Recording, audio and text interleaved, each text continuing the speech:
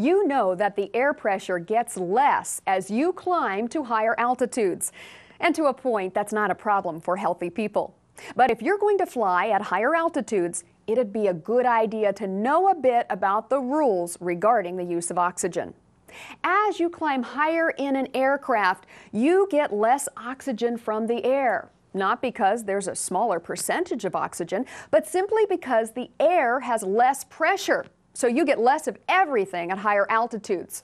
This can subject you to hypoxia, which can be loosely defined as an inadequate amount of oxygen reaching your brain. Well, you really don't want that to happen because getting hypoxia can make us even dumber than normal.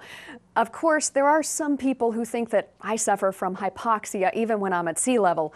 Just ask my husband. At any rate, here are the rules about when you must use oxygen in an aircraft.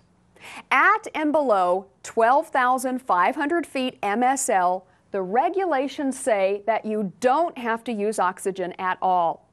Now, you might feel better if you did, and it might be wise even at lower altitudes depending on your physical health, but it's not required.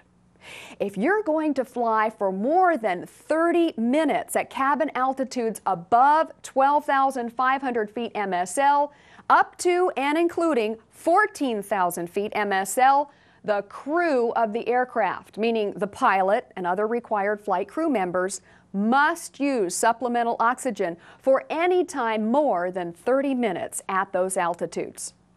Above 14,000 feet MSL, the crew has to use oxygen for however long they're up there, period. Now, the passengers on board your airplane have a different rule. If you're above 15,000 feet MSL cabin altitude, each passenger has to be provided with supplemental oxygen. But they don't have to use it if they don't want to. They can sit there in the back of the airplane and pass out from lack of oxygen if that's what they want. But as a pilot in command, you do have to make sure it's available for their use. We've talked about appropriate altitudes for direction of flight and some higher altitudes for oxygen use. Now let's talk about the minimum altitudes that you would want to fly. Except when you're taking off and landing, the regulations require you to fly high enough so that you can make an emergency landing, if you have to, without undue hazard to persons or property on the surface. I guess they don't care about you or your airplane, but they want to make sure that you don't hurt anyone on the ground. Other than that, what kind of minimum regulatory altitudes are there? Over open water or a sparsely populated area, you must remain 500 feet away from any person, vessel, vehicle, or structure.